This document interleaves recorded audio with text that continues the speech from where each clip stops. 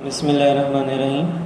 अस्सलाम वालेकुम students. Lecture number 7 हमारा अभी स्टार्ट हो रहा है। ये प्रीवियस लेक्चर के अंदर हमने जो बात की थी वो ये बात की थी कि हीट के बारे में बात की थी कि हीट एक्चुअली क्या होती है। तो वो क्लास 7 में जो हमने पढ़ा था उसका रिव्यू दिया था, और फिर हीट की ट्रांसमिशन के 3 मेथड्स का भी रिव्यू दिया था, कंडक्शन, कन्वेक्शन एंड रेडिएशन का। फिर उसके बाद हमने ये वाला चैप्टर स्टार्ट किया, और इस चैप्टर के अंदर जो हमने बात स्टार्ट की थी वो हमने बात स्टार्ट की थी कि हीट के सोर्सेज क्या होते हैं, कि कहाँ कहाँ से हमें हीट मिलती है। तो हमने उसके 4 सोर्सेज पढ़े थे। सनलाइट हो गया, उसके बाद हमारी बॉडी के अंदर जो मेटाबॉलिज्म होती है, फिर उसके बाद जो है वो वुड, कोल, ऑयल और हीट थ्रू इलेक्ट्रिसिटी, ये कुछ सोर्सेज हैं जहाँ से हमें हीट हासिल होती है। फिर हमने देखा था हीट के इफ़ेक्ट्स क्या होते हैं। तो मेनली 2 इफ़ेक्ट्स हैं, एक थर्मल एक्सपेंशन, दूसरा थर्मल कॉन्ट्रैक्शन। फिर हमने उनकी डिटेल्स देखी थी कि थर्मल एक्सपेंशन के अंदर थर्मल एक्सपेंशन क्यों होती है, थर्मल कॉन्ट्रैक्शन क्यों होती है। फिर उसके बाद इस एक्टिविटी से स्पीच का प्रूफ भी दिखा था कि वाकई जो है वो सॉलिड्स कॉन्ट्रैक्ट और एक्सपेंड होते हैं अपॉन हीटिंग एंड कूलिंग। तो कि कॉन्ट्रैक्शन के ऊपर वो कूलिंग के ऊपर कॉन्ट्रैक्ट होते हैं और हीटिंग के ऊपर वो एक्सपेंड होते हैं। आज जो हमने ये चीज़ देखनी है लेक्चर नंबर 7 के अंदर वो ये कि कोई सॉलिड ज़्यादा कॉन्ट्रैक्ट होता है, कोई कम कॉन्ट्रैक्ट होता है, कोई ज़्यादा एक्सपेंड होता है, कोई कम एक्सपेंड होता है। तो कोई सॉलिड कितना एक्सपेंड होगा वो किस चीज़ पर डिपेंड करता है। तो वो डिपेंड करता है कि उसकी सब्सटेंस की नेचर क्या है, मतलब ये कि उसके अंदर एटम्स और मॉलिक्यूल के बीच में अट्रैक्टिव फोर्सेस किस टाइप की हैं। तो the degree of expansion and contraction in solid depend on nature of substance. Degree का मतलब यहाँ पर वो वाली डिग्री नहीं है जो किसी को यूनिवर्सिटी से हासिल होती है या मिलती है, या वो थर्मोमीटर वाली डिग्री भी इवन नहीं है। यहाँ पर डिग्री का मतलब ये इंग्लिश वाला डिग्री का मतलब है कि कितना ज़्यादा, कि कोई सॉलिड कितना ज़्यादा एक्सपेंड या कॉन्ट्रैक्ट करेगा। ये डिपेंड करता है कि वो सब्सटेंस किस चीज़ से बना हुआ है, उसके बीच में अट्रैक्टिव फोर्सेस किस टाइप की हैं। कुछ सॉलिड्स बहुत ज़्यादा एक्सपेंड करते हैं थोड़ी सी हीट के ऊपर, और कुछ ऐसे होते हैं जिनको बहुत ज़्यादा हीट दी जाए तब भी वो इतना एक्सपेंड नहीं करते। तो फॉर एग्जांपल यहाँ पे मेंशन हुआ है कि 1 metre long brass rod increase 1 millimetre, कि अगर आप ब्रास रॉड को हीट करते हैं तो वो 1 मिलीमीटर की उसमें इंक्रीज़ आती है उसकी लेंथ में। कब? जब आप टेम्परेचर इंक्रीज़ करते हैं by 100 degree Celsius. But the iron rod of the same length का मतलब वो भी 1 मीटर का ही होगा, एक्सपेंड 0.6 मिलीमीटर।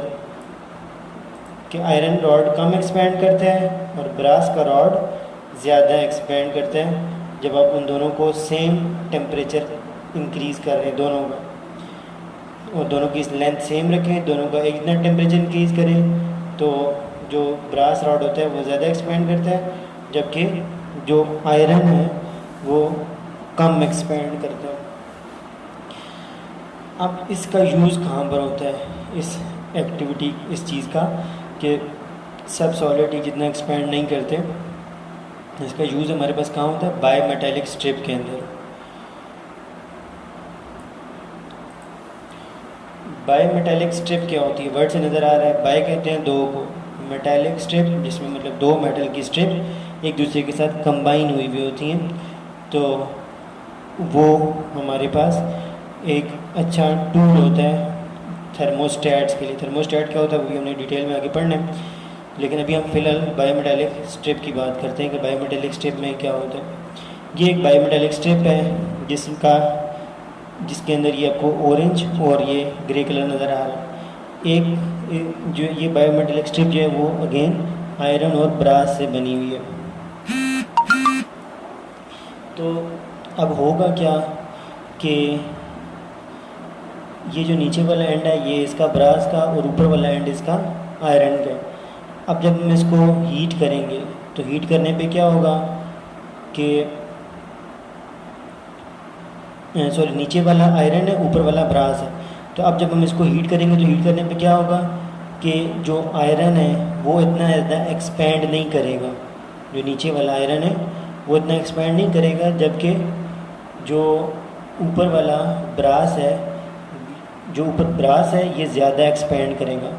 जब ये ज़्यादा एक्सपैंड करेगा तो फिर इसकी वजह से ये ओवरऑल शेप इसकी डिफॉर्म होगी। अगर तो दोनों एक जितना ही एक्सपैंड करते हैं तो फिर इसने लीनियर मतलब इसके अंदर कोई सी शेप ना बनती, इसके अंदर कोई बेंड ना आता, ये स्ट्रेट डायरेक्शन में ही एक्सपैंड करता अगर दोनों एक ही जितना एक्सपैंड करते। तो लेकिन दोनों ने क्योंकि जितना एक्सपैंड नहीं करना, एक ने कम एक ने ज़्यादा एक्सपैंड करना है, तो क्या होगा कि जो कम एक्सपैंड करेगा ये नीचे वाला वो अपनी जगह पर रुकने की कोशिश करेगा, जबकि वो उसको बाहर लेकर जाने की कोशिश करेगा, जिसकी वजह से ये नीचे कम एक्सपैंड हुआ है और ये ऊपर ज़्यादा एक्सपैंड हुआ, तो उसके अंदर ऊपर की साइड से बेंडिंग आ जाएगी।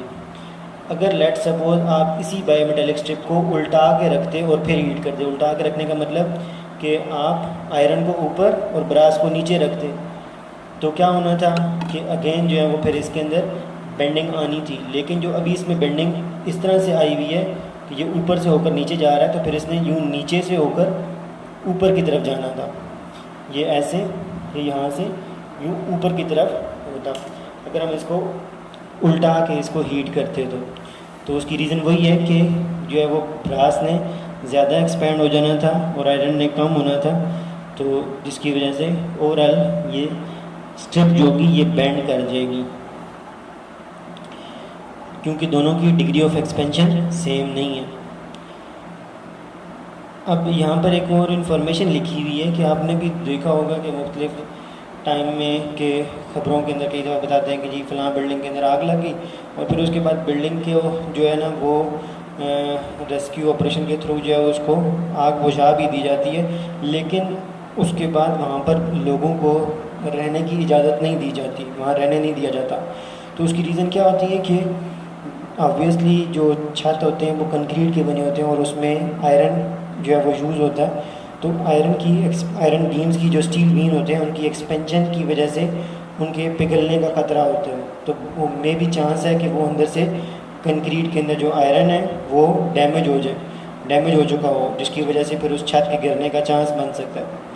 तो इस वजह से थर्मल एक्सपेंशन किसी जगह पर अगर हमें फ़ायदा पहुंचाती है तो किसी जगह पर हमें नुकसान भी पहुंचाती है।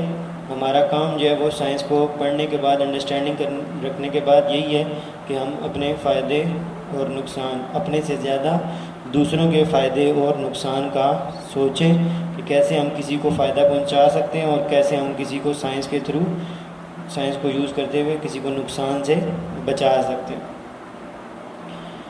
तो ये जो अभी तक हमने बात की ये थर्मल एक्सपेंशन थी। तो लेक्चर नंबर 7 में कि थर्मल एक्सपेंशन सब में ऐसी नहीं होती और उसकी एक एप्लीकेशन हमारे पास सामने आ गई बायोमेटालिक स्ट्रिप की। अब ये बायोमेटालिक स्ट्रिप आगे जाके यूज़ होगी मुख्तलिफ जगहों पर।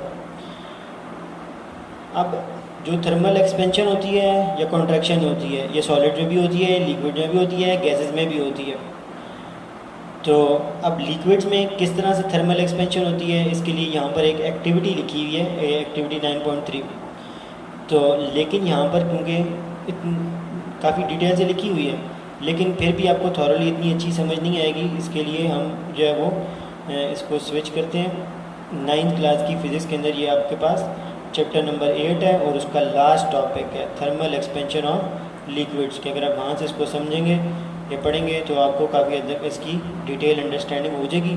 फिर उसके बाद आप एक्टिविटी को खुद से भी कर सकते हैं। तो क्या होता है थर्मल एक्सपेंशन लिक्विड्स में कैसे होगी, तो मॉलिक्यूल्स और एटम्स वो तो लिक्विड्स के अंदर भी प्रेजेंट होते हैं, तो जब आप लिक्विड्स को हीट करेंगे उनके भी मॉलिक्यूल जो हैं वो जो उनका एवरेज एम्पलीट्यूड ऑफ वाइब्रेशन होगा वो इंक्रीज़ करेगा।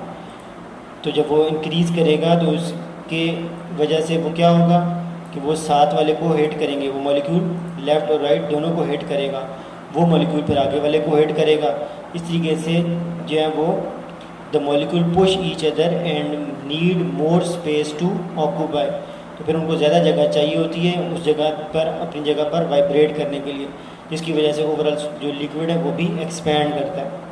लेकिन ये बात सिंपल सी है कि लिक्विड की जो एक्सपेंशन है वो सॉलिड्स की निस्बत ज़्यादा होगी, कि अगर आप एक जितना टेम्परेचर सॉलिड का इंक्रीज़ करते हैं उतना टेम्परेचर लिक्विड का इंक्रीज़ करते हैं तो लिक्विड की एक्सपेंशन ज़्यादा होगी। उसकी रीज़न सिंपल सी क्या है कि लिक्विड्स के बीच में वीक फोर्सेस ऑफ अट्रैक्शन होती हैं, इसलिए that forces of attraction strong नहीं होती, जिसकी वजह से थोड़ा सा भी हीट करेंगे तो एकदम से वो एक्सपेंड होना स्टार्ट हो जाएगा। इसी तरीके से जो गैसेज होती हैं उनकी एक्सपेंशन लिक्विड से भी ज़्यादा होती है। तो उसकी वही रीज़न है कि लिक्विड्स के बीच में जो फोर्स ऑफ अट्रैक्शन है वो गैसेज से ज़्यादा होती है, या गैसेज के अंदर जो वीक फोर्स ऑफ अट्रैक्शन होती है वो वीकर होती है एज़ कम्पेयर टू लिक्विड्स के। तो बहरहाल ये मैं कुछ बातें जो हैं वो थोड़ा स्पीडी वे में कर देता हूँ। तो आपका काम यह है कि आप इसको बेशक लेक्चर को किसी जगह पे पॉज करके उसको रोकें बात को, और स्टेप बाय स्टेप एक एक बात के बारे में सोचें, उसको रीड करें ताकि आपके कॉन्सेप्ट डेवलप हो। ये ना कीजिएगा कि भी जो है वो सर ने इतना तेज़ी से जो है ना वो बात कर दी, हमें तो समझ ही नहीं आई, तो इसलिए ऑनलाइन लेक्चर का कोई फ़ायदा ही नहीं है, और वैसे जस्ट ये टाइम जो है ना वो पास किया जाए। तो क्योंकि हमारे सराउंडिंग के अंदर भी बहुत सारे जो है वो स्टूडेंट्स हैं अभी, तो वो चाहे अपने कॉलेज के हों चाहे दूसरे कॉलेज के, तो वो एक बनी हुई है जो है ना एनवायरनमेंट इस टाइप का कि जी ऑनलाइन लेक्चर का कोई फ़ायदा नहीं है। तो लाजमत है जब आपके पास एक मेथड ही यही रह चुका हुआ है कि आपको स्टडी तो करनी है, अगर आप नहीं करेंगे तो ये नहीं कि कोई भी नहीं करेगा। ऑब्वियसली बहुत सारे स्टूडेंट्स हैं जो इस टाइम पर बैठ के बहुत सीरियस होकर स्टडी कर रहे हैं, वो इन चीज़ों पर डिपेंडेंट नहीं होते। तो कल को जब एग्ज़ाम होगा तो वो अपना सब कुछ वहाँ पर आंसर्स लिख चुके होंगे, तो आप जो है वो उसकी जगह पर ये नहीं लिख सकेंगे कि जी मेरे साथ वाला भी नहीं पढ़ रहा था तो मैं भी नहीं पढ़ रहा था, तो इसलिए हम दोनों को ही पास कर दें। तो जब हम दोनों को मार्क्स दे दें तो ऐसा नहीं होता, या ऑनवर्ड्स किसी भी जगह पर आप इस चीज़ को जो है वो एक्सक्यूज़ नहीं बना सकते। इसको एज अ चैलेंज के तौर पर लें। मैंने आपको स्टार्ट में ही बात की थी कि आप इसको पॉजिटिव मेंटेलिटी के साथ जो है वो डील करें इस टाइम को, ताकि जो है वो आपका एक तो ये है कि आपका टाइम जो है वो वेस्ट नहीं होगा, और सबसे बड़ी बात यह है कि आपकी हैबिट ख़राब नहीं होगी। अगर इस टाइम पर आपकी हैबिट ख़राब होगी तो उसको ठीक करना बहुत मुश्किल हो जाएगा। अगर आपकी हैबिट ख़राब होगी तो आप कॉलेज में आने के बाद भी आपका दिल नहीं लगेगा पढ़ाई में, और आपका टाइम वेस्ट होता रहेगा।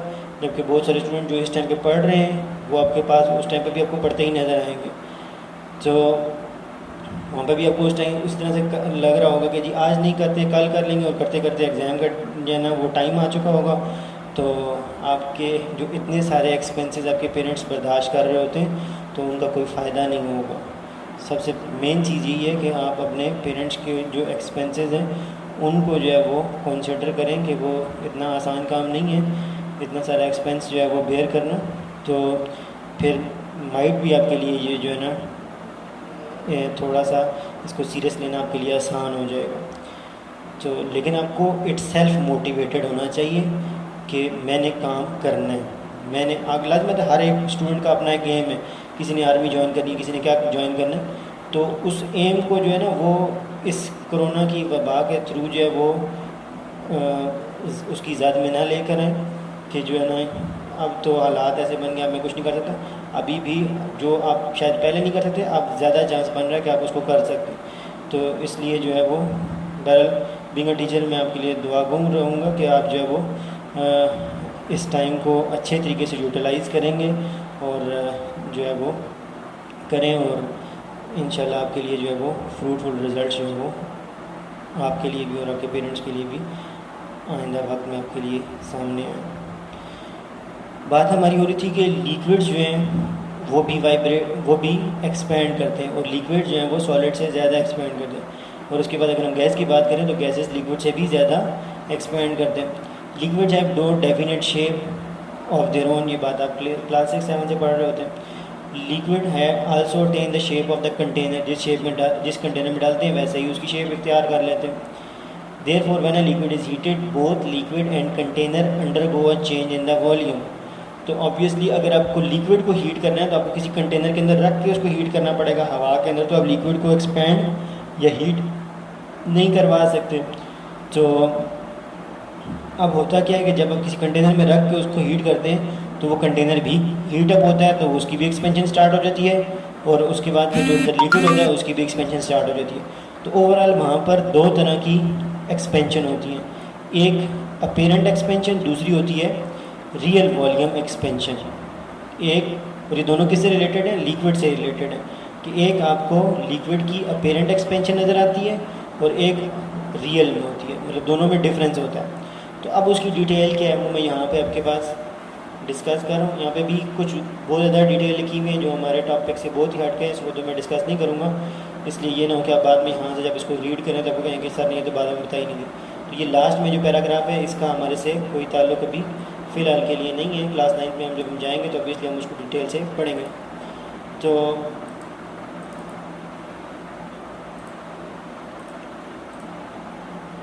अब यहाँ पर आप बहुत अटेंटिव रहिएगा, मैं इसको आपको समझाता हूँ। ये कि सबसे पहले इसमें ये एक राउंड बॉटम फ्लास्क है जिसके अंदर आपने लिक्विड पोर किया, और कहाँ तक रखा था लिक्विड? आपने स्टार्ट में ए तक रखा है। तो उसके बाद आपने क्या करना शुरू कर दिया? हीट करना शुरू कर दिया। याद रहे कि पीछे हमने बात की है कि एक लिक्विड की रियल एक्सपेंशन होती है, एक लिक्विड की अपेरेंट एक्सपेंशन, अपेरेंट बज़ाहिर जो होती है, जो हकीकत में नहीं होती। तो ए में, ए वाले लेवल तक स्टार्ट में लिक्विड था। जब आपने इसको हीट करना स्टार्ट किया, इस राउंड बॉटम फ्लास्क को, तो हीट सबसे पहले किसको मिलेगी? कंटेनर को या लिक्विड को? ऑब्वियसली कंटेनर, क्योंकि सोर्स ऑफ हीट के ज़्यादा करीब है, वो बाहर है। तो पहले हीट किसको मिलेगी? कंटेनर को, और बाद में किसको मिलेगी? लिक्विड को। तो कंटेनर को क्योंकि पहले हीट मिलेगी तो कंटेनर क्या करेगा? एक्सपेंड करेगा। कंटेनर जो है वो यहाँ से इस तरफ होगा और वहाँ से उस तरफ एक्सपेंड करेगा। जब इस तरीके से एक्सपेंड करेगा तो जो लिक्विड अंदर प्रेजेंट है वो उसका लेवल नीचे हो जाएगा, क्योंकि लिक्विड को तभी तक हीट नहीं मिली। तो लिक्विड जो है वो आपका कहाँ तक पहुँच जाएगा? बी पर नीचे आ जाएगा। अभी तक लिक्विड की एक्सपेंशन स्टार्ट नहीं हुई। याद रहे कि आपके पास स्टार्ट में लिक्विड ए पर था। अब आप जब इसकी एक्सपेंशन, अब इसके बाद जो हीट मिलेगी, अब हीट मिलना शुरू होगी किसको? लिक्विड को। जब लिक्विड को हीट मिलेगी तो अब लिक्विड बी से एक्सपेंड करना शुरू करेगा और कहाँ पे पहुँचेगा? सी पे। तो लिक्विड की एक्सपेंशन कहाँ से स्टार्ट हुई है? जब वो बी पर था। तो बी से सी जो एक्सपेंशन हुई है ये लिक्विड की रियल एक्सपेंशन है। लेकिन अगर कोई, ये क्योंकि प्रोसेस तेज़ी से होता है तो बंदा स्टार्ट में देखता है कि ये लिक्विड ए पर है, एंड पे देखता है तो लिक्विड आपका सी पर है, तो वो समझता है शायद लिक्विड डायरेक्ट ए से सी पे पहुंच गया और लिक्विड की एक्सपेंशन ए से सी पर हुई है। लेकिन लिक्विड की एक्सपेंशन ए से सी नहीं हुई, लिक्विड की एक्सपेंशन बी से सी पर हुई है। तो मतलब जो अपेरेंट एक्सपेंशन हमें नज़र आती है ए से सी वो कम नज़र आती है, जबकि लिक्विड की जो रियल एक्सपेंशन है बी से सी वो होती ज़्यादा है। क्यों ज़्यादा होती है? क्योंकि उसमें ये वाली एक्सपेंशन जो ए टू बी है, ये वाली भी शामिल होती है जो अपेरेंट में हम नज़र नहीं आती। अभी जो ए से बी वाली एक्सपेंशन है ये हमें ये क्यों नज़र नहीं आती? क्योंकि ए से स्टार्ट में था, एंड पे सी पे पहुंच गया, हम समझते शायद ए से सी पे गया, लेकिन वो असल में बी से सी पे गया। अभी जो ए से बी है ये क्या है? ये एक्सपेंशन हुई थी किसकी? इसकी राउंड बॉटम फ्लास्क की या कंटेनर की, जिसकी वजह से जो है वो लिक्विड नीचे पहुंच गया था। तो इसलिए जो टोटल एक्सपेंशन हुई है वो बी सी है। अब बी सी जो है वो कैसे बन रहा है? उसमें एक अपेरेंट एक्सपेंशन है जो ए से सी है, और दूसरी एक्सपेंशन है जो बी से ए है। बी से ए वाली एक्सपेंशन किसकी बनती है? जो फ्लास्क की एक्सपेंशन है। तो इस तरीके से जो इक्वेशन यहाँ पर बनती है वो ये बनती है कि real expansion of liquid is equal to apparent expansion of liquid plus expansion of the flask. तो ये इक्वेशन की फॉर्म में B C is equal to A C plus A B. तो ये आपके पास जो है वो यहाँ तक का टॉपिक है। अगर आपके पास बुक ना हो तो आप जो है वो इसको यहीं से इसको